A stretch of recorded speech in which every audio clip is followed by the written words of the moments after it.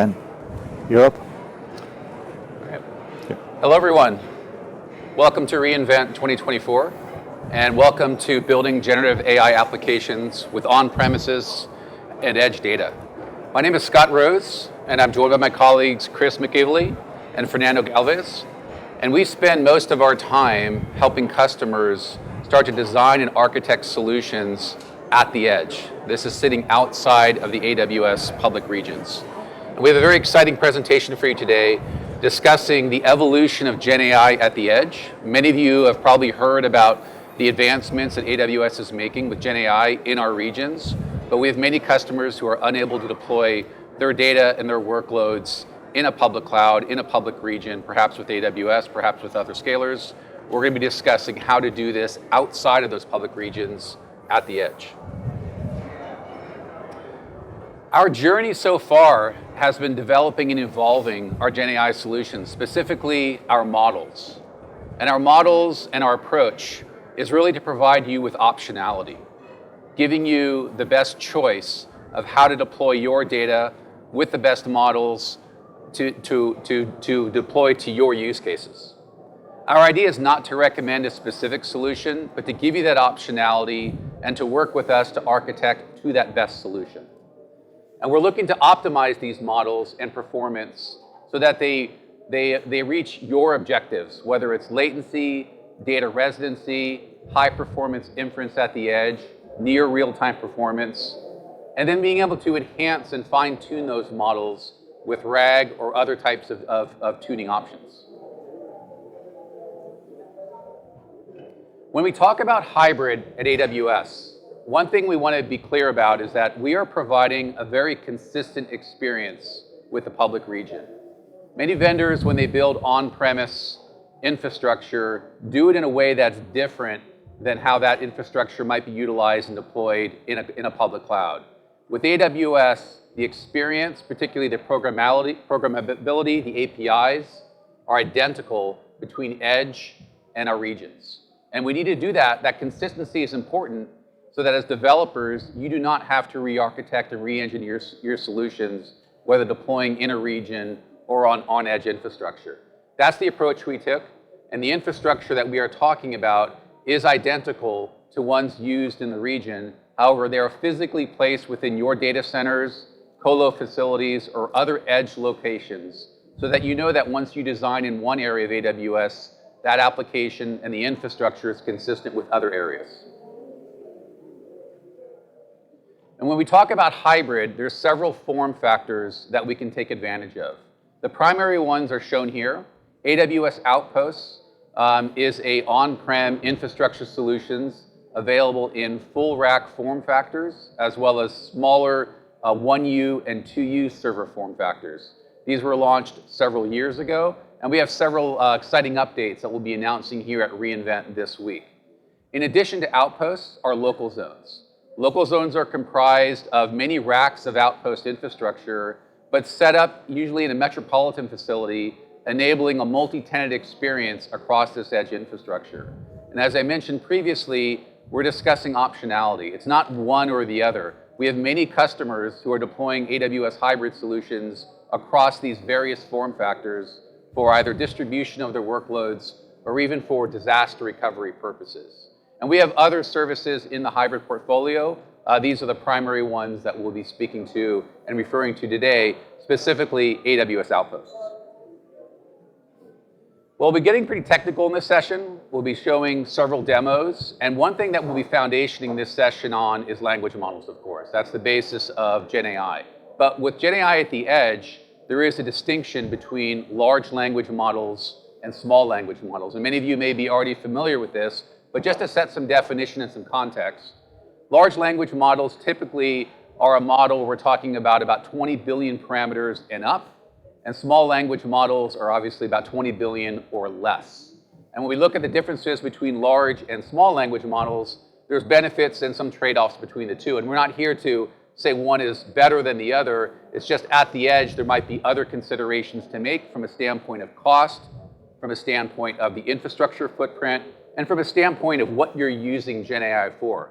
So the distinctions that we're starting to make, and of course there could be many more than I mentioned here, is a small language model is a fine-tuned model specifically designed for specific use cases, specific responses, and a narrow set of questions, whereas a large language model is one that can be used across perhaps a wider variety, a wider surface area of questions and human interactions. So you want to make that distinction and decide which model is most appropriate. We're going to be discussing both, but the context of this presentation will be focused more clearly around SLMs. Now, there's many business drivers for Gen AI at the edge. Probably the primary one that we are hearing about is data residency and data compliance. And basically, this is about customers being unable to place their data within public regions and within public clouds. There's either corporate reasons, local legal reasons, or the country has sovereignty requirements that prevents that data from either moving across geographical boundaries or moving outside of certain facilities.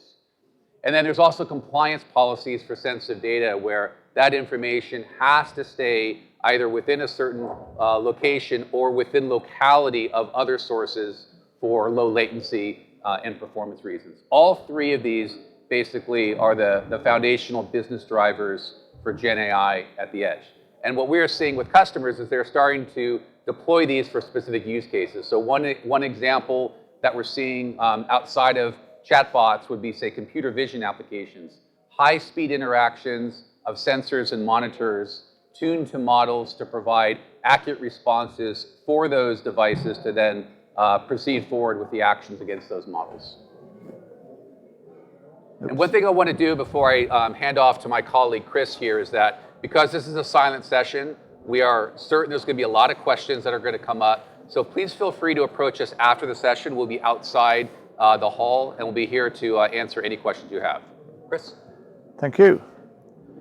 So we want to start this level 300 presentation by just saying, what are our customers actually using Gen AI at the edge for?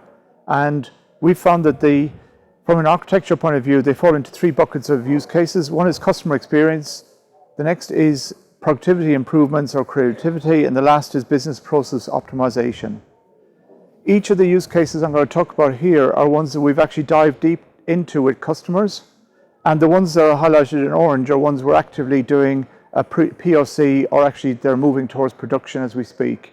I would say we started this journey in April, where we started seeing what's the art of the possible for Gen AI at the edge. And then we've actually dived deep with customers and said, what exactly do they need from the edge deployment and how should it work for them? So the first use case that's on everyone's list is chatbots, all sorts of different flavors of chatbots, like general ones or ones specific for an industry or even a task. One thing we've picked up a number of interests in now is call center support, where the model itself is actually used to support the operation of the call center by turning the voice to text, then using that text to actually do analysis, like sentiment analysis is the agent sticking to the script, and then producing stats, and at the same time giving the agent a tool to actually ask questions or dive into more detail on the topic that they're discussing with their customer. Personalization is a really good one, where they're using the model to personalize either the data for the user. So in one case, we have a customer that's using it to pull out customer reports and actually generating personal reports for each customer, and also assisting agents. And a lot of effort has been put into, especially by banks and FSI customers, of doing sentiment analysis on the interactions of their customers and getting reports and data insights from that they may not pick up. Voice to text is one that we see a lot of, and we actually use this internal to my group, where we now use a SLM to actually record and change all our meeting notes where we're on Chime or Teams into text, and that becomes the meeting notes. So we've effectively automated the whole process. Works most of the time, but gets a bit peculiar at some English language. Content creation is one that's becoming more and more popular, where the model itself is used to generate text for marketing departments or sales departments, sales campaigns. It may not be 100% accurate, but it breaks the back of the task of writing, say, 2 or 3 page document. You get maybe 80% start as a starting point rather than 0. and summarization, where you're taking big documents and summarizing them maybe for sales, for marketing, for SAs like myself, and actually getting those into a way that I can consume easily is a good one. And then code generation is one that everyone's favor of, and we actually use it pretty heavily on these demos to actually write our code for us because we're lazy. Document processing is a really good one, where the model itself is used to process the documents and create insights. And one we were surprised at, but we've dived into in a lot of depth now, is complex reports. We have one bank that basically every month had to do a detailed report for their customers, and it took a long time, like a number of days for each report, and the cost for generating that report over every month was about $50,000. So they started a project to actually go and make that operate by a generative AI model, and the results were actually quite spectacular. They dropped the cost down to about $10,000 a month, and the reports were generated in a number of hours and ready for final approval as opposed to a number of days. Data augmentation and insights are a really good one. On the insights side, we worked with a health authority, and they had a theory that the top users of a service were aged 60 and upwards, and they focused a lot of resources on that age group. When they actually ran the Gen AI model, they found that the top users were actually 40 to 45, and they were completely unserviced by the model. And by hitting three, it's a certain trust area, by hitting 3 of the top users, they actually got rid of 80% of the calls for ambulances. So this is something that they wouldn't have picked up on normally, but using Gen AI, they got really good insights and addressed a really good business problem. And then process optimization. So as Scott said, we're not here to recommend an LLM or an SLM, but it's worthwhile from an architecture point of view, thinking about why you'd run one or the other, and more importantly, where they actually fit in from a business point of view. What we've seen is, for the same number of tokens, an SLM costs roughly about 1 to 3% of an LLM running the same number of tokens. So from a cost point of view, an SLM is a tiny fraction of the cost of running an LLM. The trade-off here is functionality, where an SLM is pretty good at a single task, but it's not going to be an enterprise-wide LLM that can actually address all your different topics, maybe 10 different use cases at the same time. So again, you're trading off cost, functionality. And one customer we dealt with a lot want the ability for zero shot, like not to tune the model for any particular task, but have the model respond intelligently to a question without any background. And SLMs are not great at that. LLMs are really good at that. The other side, and this is feedback from our customers, because AWS have a different view on this, they believe that SLMs are more secure because they're focused on a single task. If you actually have a RAG database that we'll show you later, the data is not stored in the model, it's actually stored outside the model. And because the SLM is usually used for one task, that SLM is bounded to a certain set of users, so doesn't have the same attack surface, etc. It's worth considering. The one thing we were very surprised at is the latency difference between SLM and LLM. Tests on the industry, and certainly ones we've run ourselves, show for the same prompt, a SLM is about 300% faster than an LLM. Now, a lot of our customers are looking at generative AI at the edge for low latency workloads if they're talking to us. So this 300% tax, if you like, was a big point of contention. But the SLMs do have a really low latency. And that all adds up to a better sustainability profile. So as an architect, I want to try and take you through the thought process that we have for actually helping our customers understand where to deploy SLMs, LLMs, and what the drivers are. So the first thing is, what are you actually trying to do with the model? And if you have a market that's financial regulated or gambling regulated or geographic regulator, you must keep the processing and the storage of the data on-premise or in the country. And that was a big decision point away from using LLMs. Then the next one was business confidentiality. A lot of customers, rightly or wrongly, are worried that their data doesn't go into the model, doesn't get uploaded to the model. And using an SLM with a RAG architecture really helps that settle down the OPSEC community in the customer, especially in the banks and FSI, and also helps them with the regulator. And then the last big topic is your CIO or CTO saying, I'm happy with multiple models for specific tasks, or no, I want one big Uber model that does everything for my deployment.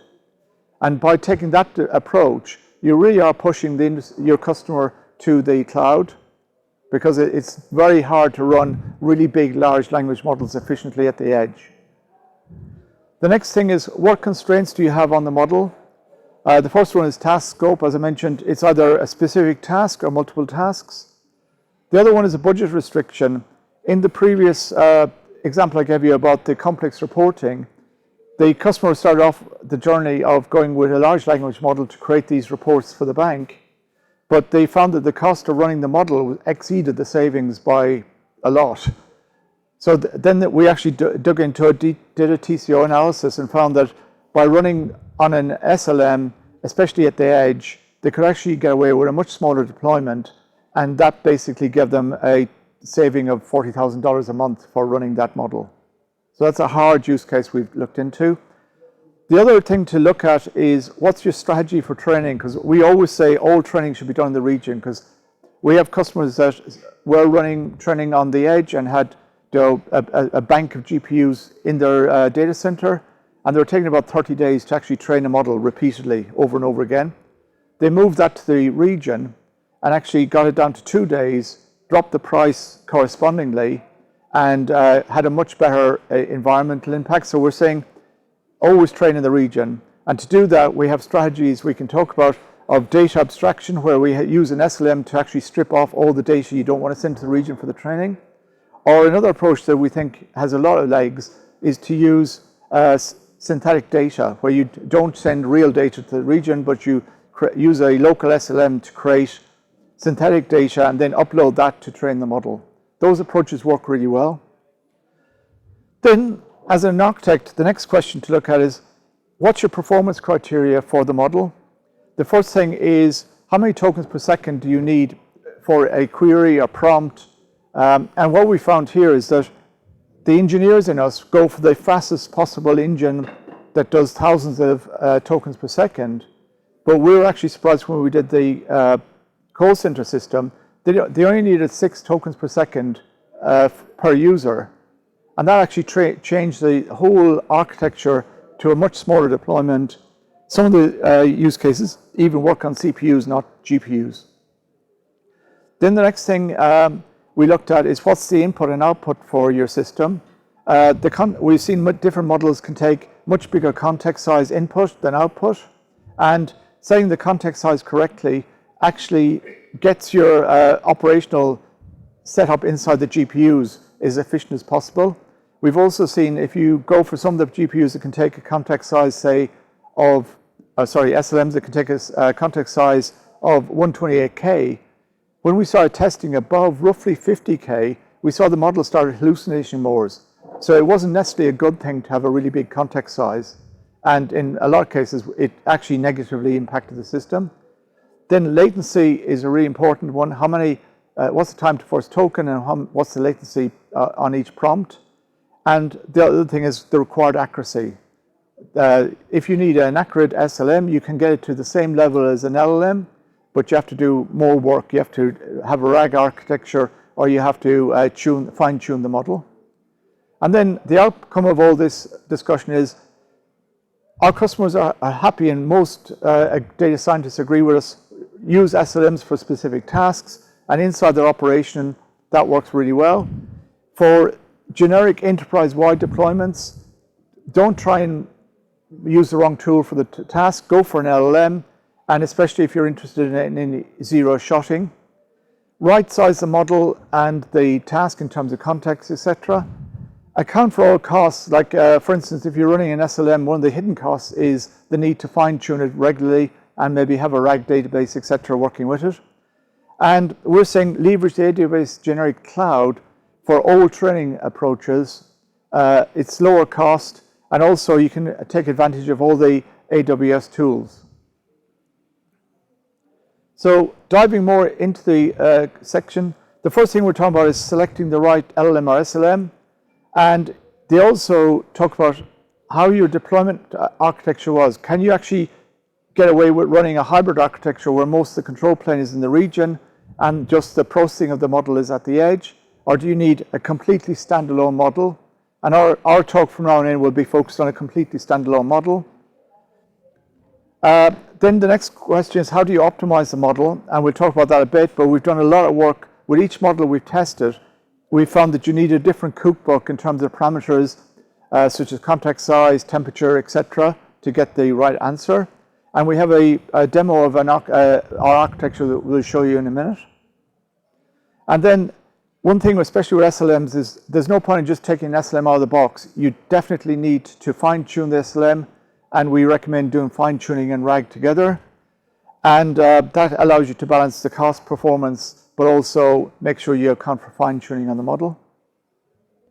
So the starting point of our presentation is we tested a number of open source frameworks to actually run the models, and we've selected Llama CPP as the one we've done most work with.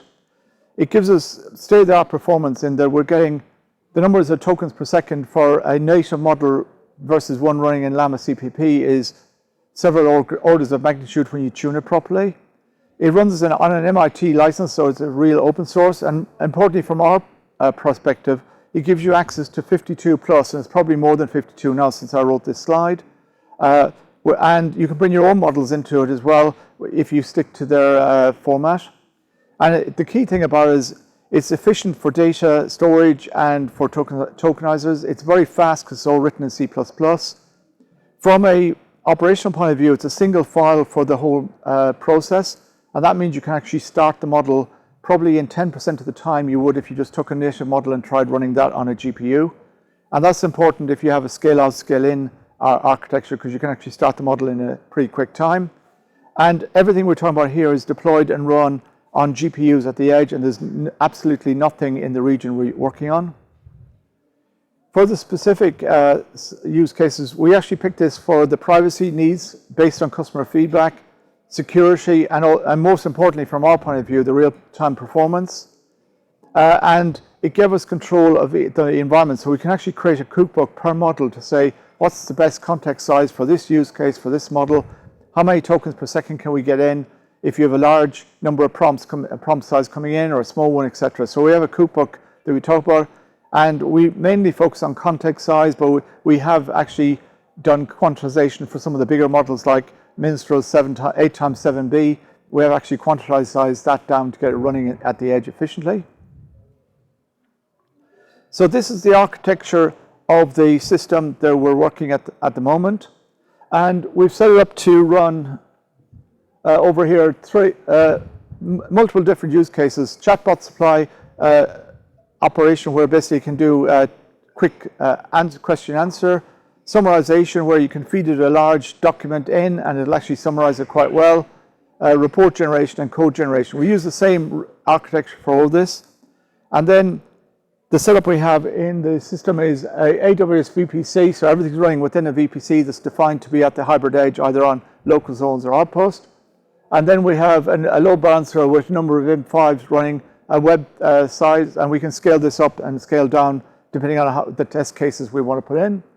And then we're mainly showing the ALB here into a number of GPUs running on, in our case, G4DN 12x larges, but it could be 2x larges, etc.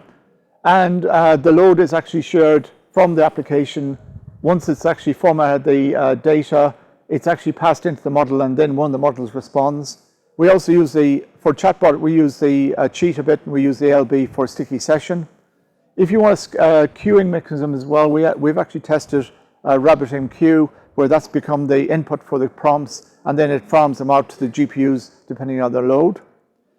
And from an operational point of view, the application presents the GUI or an API to the application if you're running on a mobile app, etc. It formats the query to make sure that it is in the right format for to optimally load into the SLM, and then it passes the query to the SLM, and we're hosting the SLM on a number of GPU, in this case, a number of GPUs, but the demo we're showing today is just running on one GPU, and that's basically the demo we'll hand over now. So switch to the demo. So this is a live demo, and this demo shows a generative AI application running at the edge. It's deployed in a local zone in Los Angeles, but it can also be deployed in an outpost environment. So, just become bigger. This is a simple demo. It's written in Python. Here we can select the model. We have two available, but we tested different ones. We have Mistral 7B, that's a 7 billion parameters. And we also have small M2, that's 1.7 billion parameters. So in this case, if I ask a question, a simple question here, what is Gen AI? Send. I have a streaming here, and the Mistral 7B this is the output of the Mistral 7B. And we have the metrics at the end, when we have the input and output tokens, the latency, the time to generate a token, in this case, and the throughput, tokens per second. If we use Mistral, we can see 18 tokens per second. If I select the smaller model, in this case, smaller than Mistral, and I ask the same question, what is Gen AI? You can see that it runs faster than Mistral 7B, and we see the metrics here. We also have another application that's easy to see the difference between the models. On the left side, we can see the small, 1.7 billion parameters, and on the right, we have the Mistral 7B. So, if I ask the question, what is Amazon EC2? The same question will be sent to both models because we have two threads running in parallel, and we can see the difference of performance in this case, of this input. Talk a little bit about the environment. We have two kinds of EC2 instance. We have a C5 that is used for the Python application, and we have G4DN that we use for the inference model. In this case, we can see here that we have a G4DN 12x large. And if I go there, we can see this is the output of the NVI top, in this case. We can see 4 GPUs here, and the utilization is 0. If I ask the question again, just to generate some interesting thing. Oh, it's very fast. I need to go to the Mistral and ask the question. You can see the utilization in place here, in action. And for each GPUs, we have here the Llama server, Llama CPP server running in that case. So we load the model cross GPUs, and we are using the 4 GPUs to run the inference model. And we are using the same idea for the second model that we have there. So, running again, we can see here the utilization in action. Okay, I'll hand over to my colleague again. Okay. So, Fernando just showed you a quick demo here. We've actually spent a lot of time, and we tested probably since we started in April, 15 different models. And every month there's a different set of models on that list. And we're really trying to understand the art of the possible at the edge. One of the questions we set out to answer with this test is, how do you scale the system? So taking the red line, you can see there is the actual requirement from our customer, which said for each call center chatbot agent support, they need a maximum of 6 tokens per second, and the red line is just 6 tokens per second. And then we're actually going with one simultaneous question, 4 prompts, 8, 16, 32, 48, and 64. So we're actually hitting the model with exactly the same time with that number of prompts. And you can see that up to 32, you're getting there pretty much a linear growth from all the models, and they're way above the requirement for the customer. I would say that all this test is done on a single 100% of one GPU. We're not actually trying to split it across GPUs or anything else. Everything was 100% of one a GPU. And from a operational point of view, you can see that at some point here, the models start actually, the more sessions you have, the less throughput you're actually getting from the model.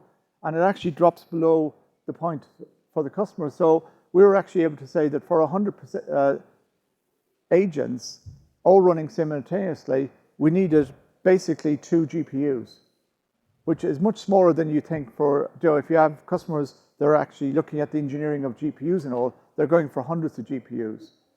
We were surprised at this output, and when we got to 64, you can see that we're now under for 2 of the models, and the smaller models are still over the performance required for the customer. So one aspect of the performance was tokens per second. The other one we actually looked at was how fast does it return? And this was a bit arbitrary because I'm not sure a human can actually see 100 milliseconds, but we actually set the bar here at 150 milliseconds, and or around 100 actually, and you can see that up to 32, most models are able to handle that. Once you go over 32 to 48, then it's really the smaller models that are actually responding to the system. And again, from an architecture point of view, what I'm trying to say here is it's not one matrix, it's time to first token, the maximum number of tokens per second, and also the latency that all come together to give you an answer as to which sort of model you may want for a specific use case. So in summary, we believe, and we've got lots of feedback now from customers, that for specific use cases, SLMs are likely to excel. It's especially important if you're actually running in regulated markets or you have a data secrecy problem where the customer doesn't want the data to leave the premise. We recommend using Llama CPP for the launching of the model and the operation of the model because it's performant. It allows us to optimize the model with a lot of parameters, and it enables us to run model choice. From an optimization point of view, what we've seen is each of the SLMs and also LLMs, but more for SLMs, they're good at certain tasks, like some are good for code generation, some are good for interactions and human speech, others are good for report generation or mathematical problems. So again, choose a model, and using Llama CPP allows us to actually do that pretty quickly. And consider the parameters. It's really important that you optimize the model that you're working with. And then I've gone through the test results, but we have test results for Q&A, chatbots, and summarization, where we can actually show the different models and how they perform. And we use that to guide customers as opposed to actually specify anything. So it's all well and good talking about SLMs, but you actually, from our point of view, you absolutely have to use a tuning method to actually improve their accuracy to get them up to the same level as their bigger brothers.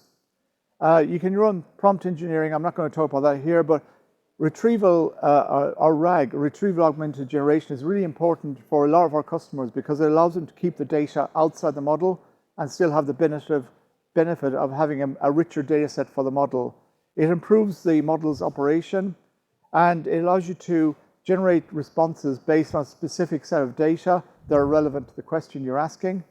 And it allows the customer to pre-train the models on private, secure data that never goes near the model or is never trained on, the model's never trained on or anything like that. So customers feel a lot more safe with that. Another thing for RAG that we've seen is that when you deploy a model, it's got a set of data on the date you deploy it, but it doesn't learn anything after that.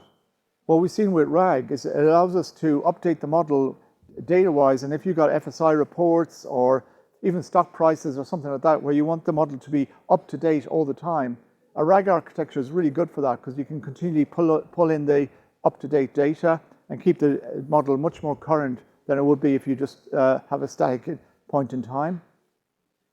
Fine-tuning is also something very useful in that it allows you to adapt the model to your specific task or domain. So you educate it on how to understand the data, how to respond with the right terminology, and it's good for a specific domain.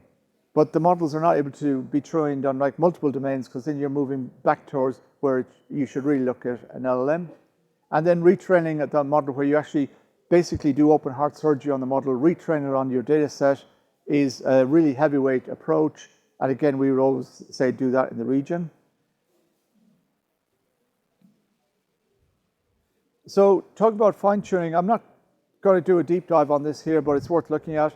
In that the model itself, what we've seen here is if you ask it a prompt like what is X, it'll actually do a query on the SLM, and the SLM will come back with a fairly generic answer. If you actually fine-tune the model with a set of curated data, and the key thing here I can't stress highly enough is the data needs to be very accurate and remove all spurious data sets, etc. Just have a really good data set going into the model. That'll really help the tuning process. And then what you have here is you ask a question like, what is X? And you now get a X is something in the context of your company's application and with domain-specific language. So it makes the model much more useful and much more realistic for the customer. So I want to focus a bit on RAG because we'll now show you RAG data in a second. But what we've seen here is that it greatly improves the accuracy of the model. And as a byproduct, it stops the model hallucinating, especially if you change the parameter model so you stop the model getting too creative, so you reduce the creativity of the model. Use RAG, you get a very good response all the time that's within the parameter you've set. It's actually cost effective because you can run the model for the augmenting the database on a very small set of infrastructure. It can run 24/7. It doesn't have to be real time. It allows you to tailor all your responses. And the important thing from a security point of view is all the data resides in a database that is outside the SLM or LLM and allows you to have that database locked down. And because we're proposing that you use SLMs here, you actually have a much smaller set of users for it. The data is only accessible by those users. So the overall security posture and the attack surface of the deployment is much less. So looking at the RAG architecture in detail, same build out here. We have a number of different sources. We're showing just pulling a file in today for PDFs, but we have databases, and we also reach out to, in our case, EMR for big data queries, etc. They come into a process here that actually is monitoring for new data and pulling it in, and then it's run through an embedding model and goes on to the Postgres vector data. We're using RDS Postgres, I should say, with a PG vector plugin for our vector database.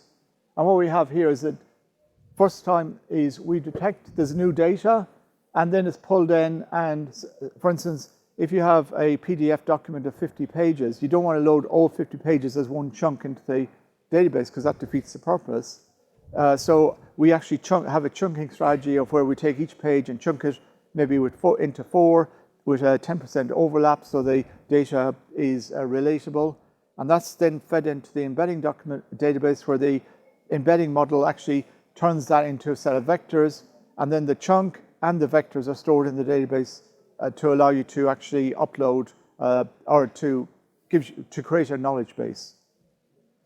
On the other side, we're using the same architecture as we showed for the other model, except we now added an embedding model to the application front end to actually change the prompt into tokens. And then we're using the knowledge base we populated previously to respond to the system. So query comes in now. It's presented either as a GUI or API to receive the prompt. That prompt is firstly converted into a vector by the embedding model. That vector is then used to search the vector database to actually pull out a set of chunks of data that make sense for that query. And one thing you can do from your approach here is you can narrow the number of chunks returned, or you can open it up. The more chunks you return to the model, the wider the set of knowledge, but you also run the risk of overcomplicating the question to the model, and the model gets a bit weird. Weird is my name for hallucination, by the way. Then the prompt is received and is added with the data from the database. So you have not only a question, but now you have a whole load of data going with the question to the SLM. Sorry, go back. That helps the SLM return back to the model. So we'll now hand over and do a demo of what we just showed you. Switch again. Okay, this is also a live demo, and this demo shows a RAG application running at the edge. If we see on the left side, we are using the Mistral 7B model without RAG. And if we go to the right side, we have the same model, but using RAG information. We have two threads, so they will run in parallel, in this case, the same request. And everything is running at the edge. What I did was I uploaded the information about our session to see the comparison between both models using RAG and without RAG. So if I ask this question, what time 318 session start at reInvent 2024, the cutting off of the training data of this model, the Mistral 7B, was more than 3 months ago. Yeah, so they don't have this. They doesn't have this information. If I ask this question, you can see on the left side that they don't have the information about this session. However, on the right side, we can see the information about this session because I uploaded that to the RAG environment. And again, everything is running at the edge. Yeah? I'm using RDS behind the scenes with Postgres and pgvector extension enabled. But we can do a test, a live test now, when we talk about Anthropic. The Cloud 3.5 Heiku was launched last month. And again, the cutting off of this information is not available on Mistral 7B. What I can do is, I can go here, and I can save the information of this page as a PDF. I'll just save the page 1 because it's enough for this demo. Cloud 3.5. I'll become it bigger here.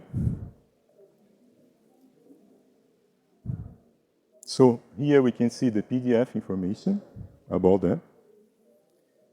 And we also have a local knowledge base. In this case, we can upload this PDF file to our RAG environment. So I can go here, choose that file, and it's uploaded. What happened here? We have an EC2 here running vector embeddings, in this case, and a Python application that will receive the information, the chunks, that was converted from the PDF to text, in that case, generate the chunks. For each chunk, they will generate the vector embeddings. And it will be stored in an RDS database. Yeah? So now I can go to this demo and is Cloud 3.5 Heiku available in Amazon Bedrock.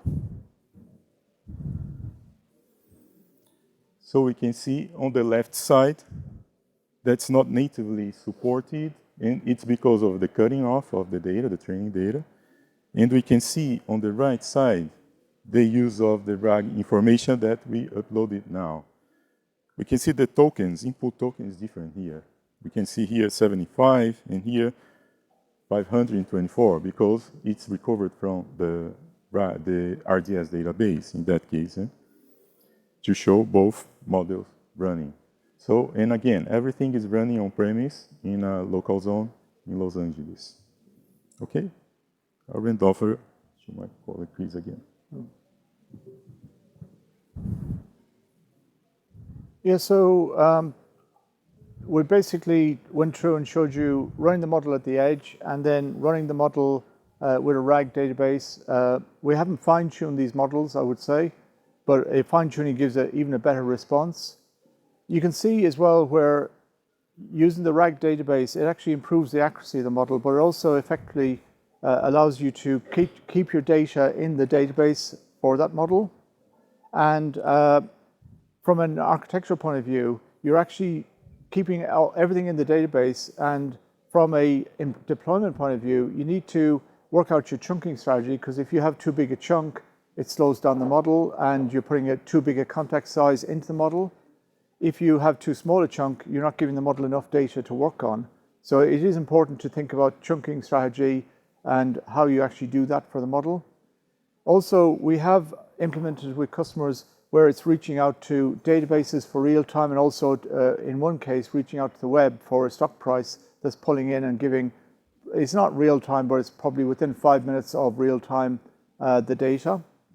And then what we've seen is tuning is really good for taking a generic SLM, actually adopting it so it understands the data set it's working on and the context of the environment it's working on, so it gives a proper response.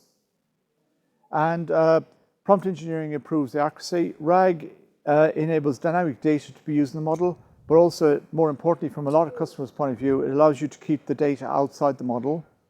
And it also protects against hallucinations. You can actually set the model up to actually include the source with the RAG information. So you can actually have, you trace back the answer to a particular document or something like that, if that's important for compliance, etc. And that also stops hallucinations, which is really important in these things. And tuning is a much lighter weight process than training. And what you're really doing is, if the model has multiple layers, with tuning, you're really just adopting the back end of the model or the latter part of the model. And it actually enables domain-specific responses, which is important. So in summary, from my point of view, we actually focus on 3 criteria here, but it can be other criteria as well. We actually looked at speed, latency, cost, and accuracy.